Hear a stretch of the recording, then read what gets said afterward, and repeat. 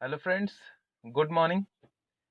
आप सबका बहुत बहुत स्वागत है आपके अपने YouTube channel MR sociology classes में। तो फ्रेंड्स, हम लोग जो है इंडियन पॉलिटी से संबंधित क्वेश्चन को देख रहे थे और इस वीडियो में हम लोग देखेंगे कि इंडियन पॉलिटी से संबंधित जितने भी क्वेश्चन बने हैं, पूछे गए हैं, उन सब को इसमें शामिल किया गया है। तो आप इसको देख के, वीडियो का मकसद यही है कि आप इसको देख के अंदाजा लगा लें कि किस स्तर का जो है क्वेश्चन पूछा जाता है और हमारी जो तैयारी कैसे करनी है। ठीक है, तो चलिए फिर वीडियो स्टार्ट करते हैं। तो फ्रेंड्स, हमारा पहला क्वेश्चन है, भारत के संविधान में लोकसभा में अनुसूचित जनजातियों के लिए व्यवस्था की गई है। तो कौन से अनुच्छेद में की गई है बताना है आपको। अनुच्छेद 330 में, अनुच्छेद 331 में, अनुच्छेद 332 में या फिर अनुच्छेद 333 में। तो इसका राइट आंसर होगा ऑप्शन ए। ये क्वेश्चन जो है पीजीटी की जब तैयारी कराई जा रही थी तो उसमें जो है ये क्वेश्चन कराया जा चुका है आप लोगों को। जो है लोकसभा में अनुसूचित जनजातियों के लिए व्यवस्था की गई 330 में और विधानसभा में 332 में। ठीक है, चलिए नेक्स्ट देखिए। अगला क्वेश्चन है यूपीपीसीएस यूपीपीएससी जीआईसी 2010 का है। नगर क्षेत्र को निर्धारित करने हेतु निम्नांकित निष्कर्षों में से कौन सा भारत की जनगणना के अनुसार। अब इसमें पूछा जा रहा है कि नगर क्षेत्र को निर्धारित करने हेतु निम्नलिखित निष्कर्षों में से कौन सा भारत की जनगणना के अनुसार, ठीक है, अनुसार सही सही नहीं पूछा जा रहा है। ठीक है, तो पहला है इसमें, जो नगर पालिका अथवा नगर निगम अथवा छावनी बोर्ड अथवा अनुसूचित एरिया कमेटी के अंतर्गत हो। ठीक है, जिसकी जनसंख्या कम से कम 5,000 हो।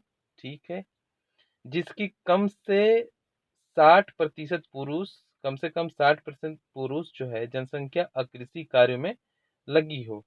अगला है, जहां जनसंख्या का घनत्व कम से कम 400 व्यक्ति प्रति वर्ग किलोमीटर हो।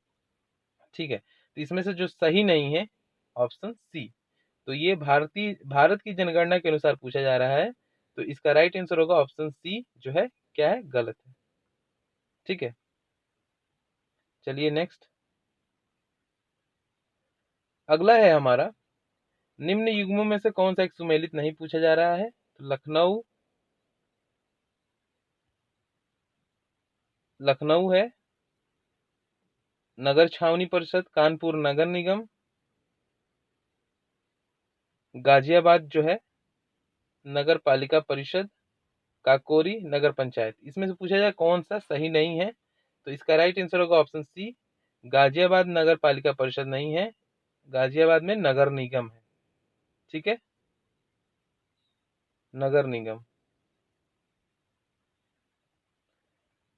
चलिए आगे। अगला है हमारा, भारतीय संविधान की 8वीं अनुसूची में मान्य राज्य की भाषाओं की संख्या है। तो इसमें दो क्वेश्चन आपके तैयार हो जाएंगे। तो कौन सी अनुसूची में भारतीय राजकीय भाषाओं को शामिल किया गया है। तो ये अनुसूची है 8वीं अनुसूची में। ठीक है, 8वीं अनुसूची में जो है भारतीय भाषाओं की बात की गई है, राजकीय भाषाओं की। और इसमें पूछा जा रहा है कि भारत की संविधान की 8वीं अनुसूची में मान्य राजकीय भाषाओं की संख्या कितनी है। तो इसका राइट आंसर होगा ऑप्शन ए 22। चलिए आगे। अगला है हमारा, राष्ट्रीय आपातकाल में लोकसभा की अवधि नहीं बढ़ाई जा सकती। दूसरा है, जब तक आपातकाल रहे तब तक के लिए बढ़ाई जा सकती है। चलिए आगे देखते हैं।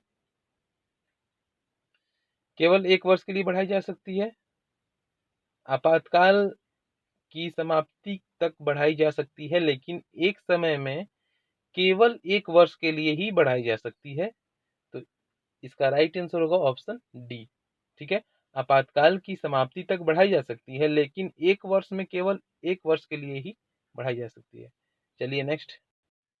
अगला क्वेश्चन है, ये यूपीपीसीएस मेंस के एग्जाम में 2010 में पूछा गया था। तो इसका स्टैंडर्ड देखिए कैसा है। भारत का राष्ट्रपति राष्ट्रीय आपात की घोषणा कर सकता है यदि खतरा हो।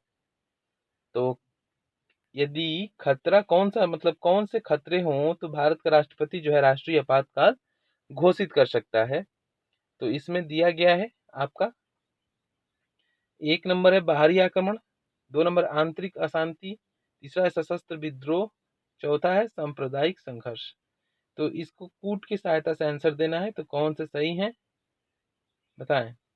तो इसका राइट आंसर होगा ऑप्शन डी, केवल 1 और 3 जो है सही है, बाहरी आक्रमण, बाह्य आक्रमण और सशस्त्र विद्रोह। ठीक है, तो बाह्य आक्रमण और सशस्त्र विद्रोह राष्ट्रपति के द्वारा आपातकाल की घोषणा की जा सकती है। ठीक है, यदि खतरा हो बाह्य आक्रमण का, सशस्त्र विद्रोह का, इन दो का। ठीक है, तो इसका राइट आंसर होगा ऑप्शन डी, 1 और 3 जो है राइट है। चलिए आगे, अगला है भारतीय संविधान के किस अनुच्छेद के तहत सर्वोच्च न्यायालय भारतीय नागरिकों के मौलिक अधिकारों की सुरक्षा करता है बताएं। तो इसका राइट आंसर होगा ऑप्शन डी, अनुच्छेद 32।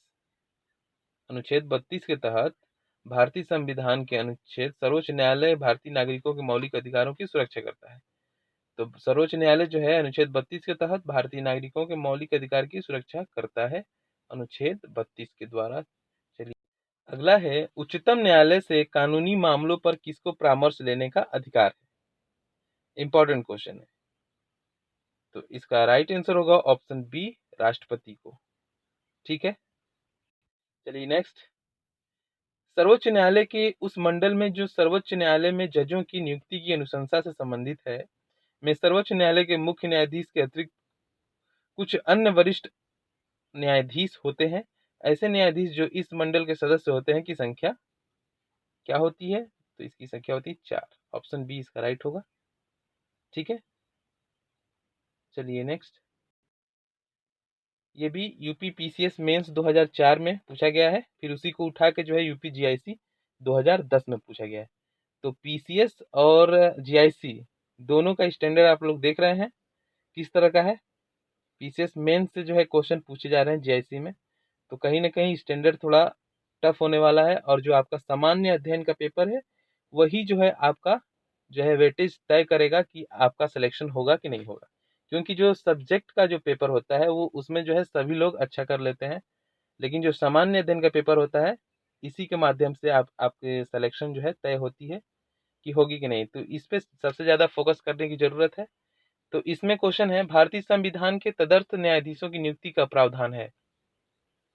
तो भारतीय संविधान में तदर्थ न्यायाधीशों की नियुक्ति का प्रावधान है, तो इसका राइट आंसर होगा ऑप्शन ए, सर्वोच्च न्यायालय में। ठीक है, सर्वोच्च न्यायालय में। चलिए नेक्स्ट, अगला है हमारा, निम्नलिखित में से कौन सा कथन सही है? इसमें से कथन सही पूछा जा रहा है। तो धन विधेयक राज्यसभा में प्रस्तुत होता है, गलत है। धन विधेयक लोकसभा में प्रस्तुत होता है, ठीक है। यह संसद के किसी भी सदन में प्रस्तुत होता है, गलत, ठीक है। यह लोकसभा में प्रस्तुत नहीं किया जा सकता है, ये भी गलत है। जो धन विधेयक होता है केवल और केवल लोकसभा में ही प्रस्तुत होता है, ठीक है, इस बात का ध्यान रखेंगे आप। ऑप्शन बी इसका राइट होगा। चलिए नेक्स्ट, अगला है हमारा, उत्तर प्रदेश के बाद लोकसभा में सर्वाधिक स्थानों का आवंटन किया गया है। तो उत्तर प्रदेश में जो लोकसभा की सीटें हैं कितनी हैं? तो 80 हैं, जो कि सबसे अधिक है। और इसमें पूछा जा रहा है कि उत्तर प्रदेश के बाद मतलब इसके बाद कौन सा राज्य है जिसमें सर्वाधिक लोकसभा की सीटें आवंटित की गई हैं? ऑप्शन दिया गया आंध्र प्रदेश को, बिहार को, महाराष्ट्र को, पश्चिम बंगाल को। तो बताएं इसका क्या होगा आंसर? जो इसका आंसर होगा ऑप्शन सी होगा, महाराष्ट्र को। ठीक है, महाराष्ट्र में 48 सीटें हैं। ठीक, पहले जो है तेलंगाना और महाराष्ट्र दोनों, तेलंगाना और आंध्र प्रदेश दोनों एक ही में थे। आंध्र प्रदेश में 25 है।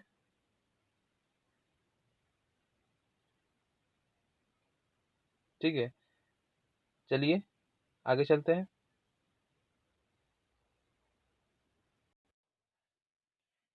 अगला है, संघीय मंत्रिमंडल का पुनर्गठन किसकी रिपोर्ट पर आधारित है? तो संघीय मंत्रिमंडल का पुनर्गठन किसकी रिपोर्ट पर आधारित है? तो इसका राइट आंसर होगा ऑप्शन इसका राइट आंसर होगा ऑप्शन ए, गोपाल स्वामी आयंगर। ठीक है, नेक्स्ट क्वेश्चन है हमारा, कथन और कारण है। संघ की कार्यपालिका संघ की कार्यपालिका शक्ति भारत के राष्ट्रपति में निहित है। कार्यपालिका शक्ति सरकार का व्यवसाय चलाने से संबंधित है। तो इसका राइट आंसर होगा ऑप्शन बी, ए और आर दोनों सही है, किंतु आर जो है सही स्पष्टीकरण ए का नहीं कर रहा है। ठीक है, किंतु आर जो है सही स्पष्टीकरण ए का नहीं कर रहा है। चलिए नेक्स्ट देखिए, यूपीपीसीएस मेंस के एग्जाम में पूछा गया है, फिर जेआईसी में पूछ लिया गया है। निम्नलिखित में से कौन सा नीति निर्देशक तत्व है? नीति निर्देशक तत्व कौन सा है? तो इसका राइट आंसर होगा ऑप्शन ए। ठीक है, अनुच्छेद 44 में है समान नागरिक संहिता, और ये बाकी जो 3 है, धर्म की स्वतंत्रता, ये मौलिक अधिकार है। ठीक है, हमारे ये क्या है? मौलिक अधिकार है।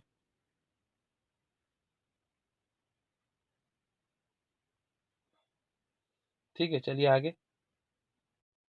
अगला हमारा, भारतीय संविधान के अंतर्गत निम्नलिखित अधिकारों में से कौन सा एक अधिकार सभी व्यक्तियों को प्राप्त है? तो इसका राइट आंसर होगा ऑप्शन ए, विधि के समान संरक्षण का अधिकार। ठीक है, अगला है, निम्नलिखित में से किस एक अधिकार को डॉक्टर बी आर अम्बेडकर द्वारा संविधान की आत्मा कहा गया है? तो कौन से एक अधिकार को जो है डॉक्टर बी आर अम्बेडकर के द्वारा संविधान की आत्मा कहा गया है? धर्म की स्वतंत्रता का अधिकार, संपत्ति का अधिकार, समानता का अधिकार, या फिर संवैधानिक उपचार का अधिकार? इसका राइट आंसर होगा ऑप्शन डी। ठीक है, तो जब स्पेसिफिक नाम देके पूछा जाए कि कौन से एक अधिकार को डॉक्टर बी आर अम्बेडकर का जब नाम आए, पूछा जाए कि संविधान की आत्मा इन्होंने किसको कहा है, तो ये हो जाएगा अनुच्छेद 32 को इन्होंने जो है संविधान की आत्मा कहा है। ठीक है, अनुच्छेद 32 में क्या है? तो अनुच्छेद 32 में है संवैधानिक उपचार का अधिकार। ठीक, ये जो है आईएएस प्री में पूछा गया है, UP GIC, UP special mains में।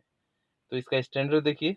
ठीक है, किस स्टैंडर्ड के क्वेश्चन बन रहे हैं? आईएएस लेवल के क्वेश्चन बन रहे हैं जीआईसी में। चलिए नेक्स्ट, ये क्वेश्चन देखिए, भारतीय संविधान का कौन सा भाग संविधान की आत्मा है? अभी पिछले हम लोग ने देखा था कि स्पेसिफिक जब यहाँ पे बी आर अम्बेडकर से पूछा जाए तो अनुच्छेद 32 संवैधानिक उपचारों का अधिकार को जो है अम्बेडकर साहब ने संविधान की आत्मा माना है। लेकिन जब पूछा जाए भारतीय संविधान कौन सा भाग संविधान का आत्मा है, तो इसका राइट आंसर होगा ऑप्शन सी। ठीक है, प्रियम्बल, उद्देशिका, या फिर प्रस्तावना भी कहा जाता है। ठीक है, तो ये देखिए कितनी बार क्वेश्चन ये पूछा जा चुका है, तो बहुत इंपॉर्टेंट, मोस्ट इंपॉर्टेंट है, इसको ध्यान रखेंगे। ठीक है, चलिए आगे। चलिए, क्वेश्चन है, इसमें सूची 1 को सूची 2 से मिलान करना है। संवैधानिक प्रावधान है, एक तरफ स्रोत है। ठीक है, कहाँ से लिए गए हैं? तो ये हमारा लास्ट क्वेश्चन है, तो चलिए मिलान करते हैं इसको। इसमें देखिए, विधि का शासन जो है इंग्लैंड से लिया गया है। ठीक है, विधि द्वारा स्थापित प्रक्रिया, ये जापान का है। अगला है, राष्ट्रपति के विचारार्थ राज्यपाल द्वारा विधेयक सुरक्षित रखना, ये कनाडा। और विस्तृत उभयनिष्ठ सूची, ये जो है ऑस्ट्रेलिया। तो ए का 2 होगा, बी का 3 होगा, सी का 4, तो इसका राइट आंसर होगा ऑप्शन डी। ठीक है फ्रेंड्स, तो उम्मीद करते हैं कि आपको समझ में आ गया होगा कि किस तरह के क्वेश्चन पूछे जाते हैं, और जितने इंपॉर्टेंट क्वेश्चन थे सबको इसमें शामिल किया गया था। तो अगर हमारे चैनल पर नए हैं तो हमारे चैनल को सब्सक्राइब करें, बेल आइकन को प्रेस करें, जिससे आपको नोटिफिकेशन सबसे पहले प्राप्त हो। तो फिर मिलते हैं नेक्स्ट वीडियो में, और कमेंट करके बताएं कि वीडियो कैसा लगा। तो चलिए फिर, बहुत बहुत धन्यवाद आपका।